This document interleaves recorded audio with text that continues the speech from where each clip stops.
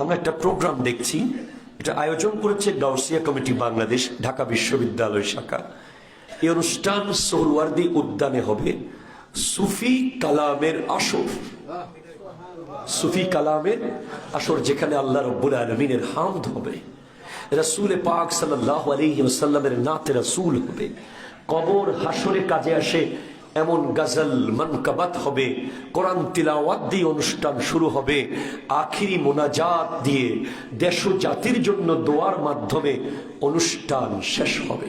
তো অপসংস্কৃতির আগ্রাসন রুখতে ইসলামী সংস্কৃতির জাগরণে 31 ডিসেম্বর সোহরাওয়ার্দী উদ্যানে সন্ধ্যায় আপনারা সবাই যাবেন ইনশাআল্লাহ। জি, অনুষ্ঠানগুলো পারে ওয়েস্টার্ন অপসংস্কৃতি, পাশ্চাত্যের আগ্রাসন থেকে আমাদের